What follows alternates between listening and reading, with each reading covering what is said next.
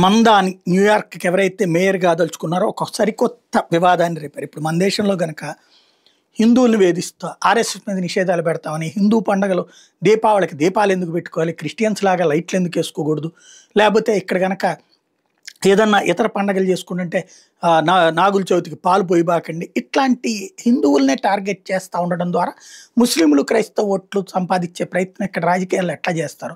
అదే ముస్లింల పండుగలకు వాళ్ళకి పర్మిషన్ లేకుండా ఏమైనా చేసుకోవచ్చు, క్రైస్తవుల పండుగలకు ఏ పర్మిషన్ అక్కర్లేదు. హిందువుల పండుగకి వినాయక చవితి అయినా శ్రీరామనవమి అయినా ఏ పండగకైనా సరే పర్మిషన్స్ కావాలి. ఈవెన్ పర్మిషన్స్ తీసుకుంటే రకరకాల ఆంక్షలు, పైగా ఆ ప్రాంతంలో ముస్లింలు తిరగకూడదు, ఇది ముస్లింలు ఉన్నటువంటి ప్రాంతాల్లో తిరగకూడదు లాంటి రిస్ట్రిక్షన్స్, రాళ్ళు వేసినా గొడవలు జరిగినా మళ్ళీ హిందువులనే టార్గెట్ చేసి సాగేటటువంటి వ్యవహారం. మన దేశంలో హిందువులే బలిపశువులు అవుతున్నారు.